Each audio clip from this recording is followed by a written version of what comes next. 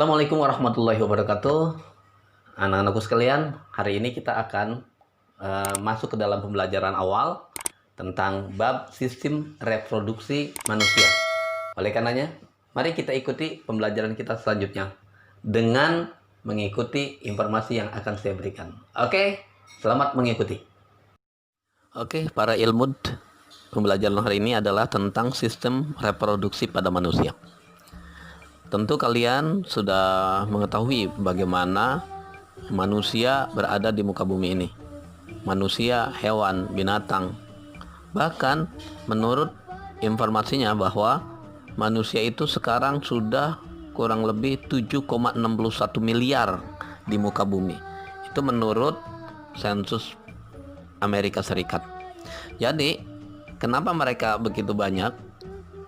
Ini karena mereka adalah bereproduksi atau berkembang biak. Kita mesti bersyukur kepada Allah Subhanahu wa Ta'ala karena kita diciptakan yang tadinya hanya dari satu sel.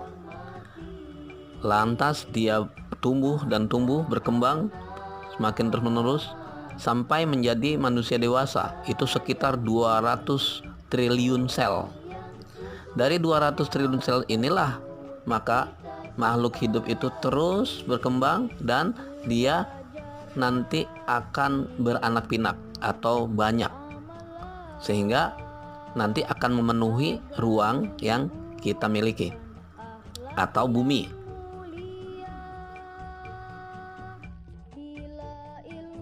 Kamu ingatkan dulu ketika di kelas 8 ya, itu ada yang kita belajar tentang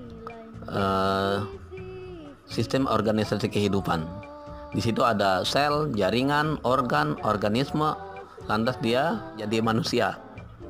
Dan kamu mengetahui bagaimana kompleksnya Tuhan menciptakan manusia. Maka kita wajib mengagumi Allah sebagai pencipta dan berusaha untuk menemukan jawaban keteraturan dan kompleksitas tersebut supaya kita semakin cerdas bisa membuat sesuatu produk atau sesuatu yang bisa menghasilkan manfaat untuk kehidupan kita manusia.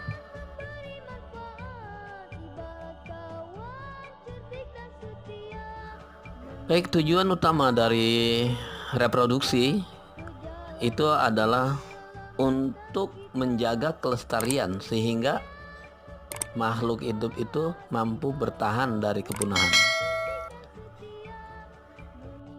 Jadi pengertian reproduksi itu adalah menciptakan kehidupan baru dengan menghasilkan anak keturunan dari mereka sendiri. Baik, kita akan membahas tentang reproduksi ini dimulai dari pengenalan sel. Para ilmud, manusia itu termasuk organisme tingkat tinggi. Maka reproduksi itu dimulai dari terbentuknya gamet. Atau gamet itu sperma dan sel telur. Dan gamet itu dihasilkan melalui pembelahan sel. Sebelum kita masuk ke pembelahan sel, coba perhatikan gambar berikut ini.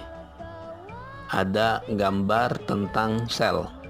Gambar di atas adalah tentang sel pada manusia. Sel itu terdiri atas membran sel, sitoplasma, dan inti sel atau disebut dengan nukleus. Baik, kalau kamu perhatikan di sana, di gambar itu ada yang namanya nukleus atau inti sel. Nah, di dalam inti sel tersebut ada kromosom.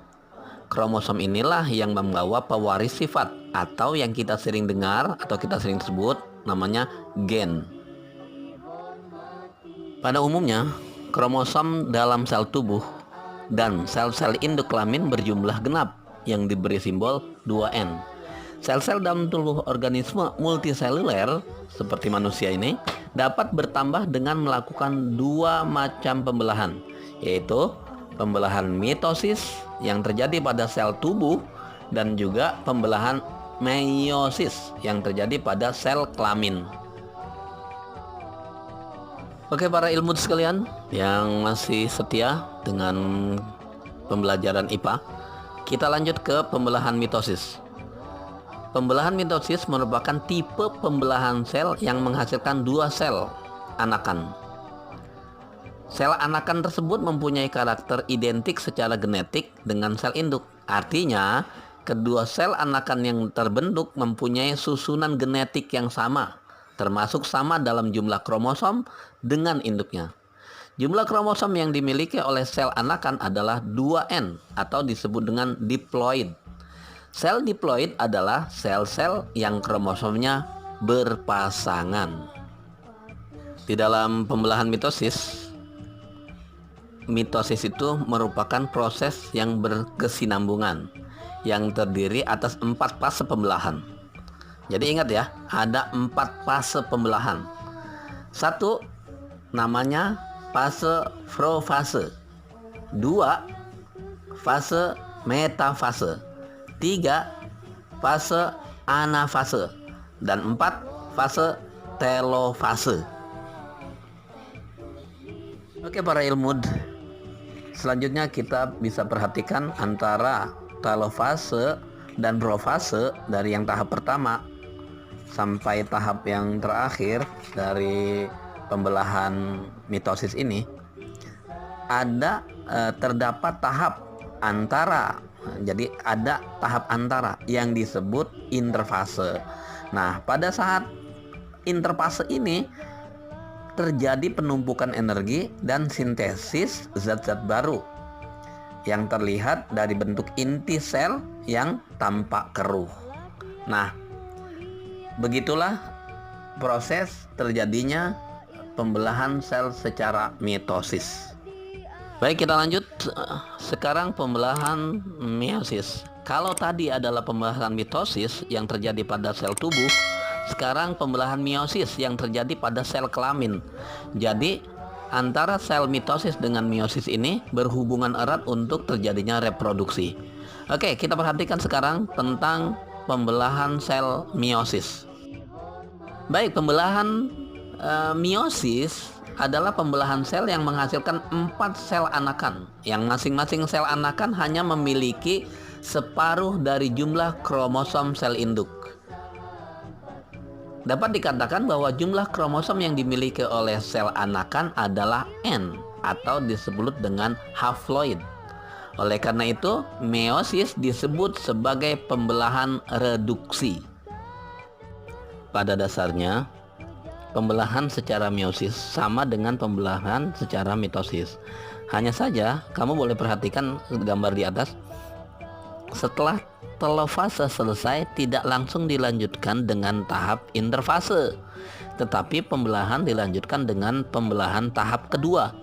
Pada pembelahan meiosis kedua terjadi reduksi atau pengurangan jumlah kromosom anak menjadi setengah dari kromosom induk yang disebut dengan haploid.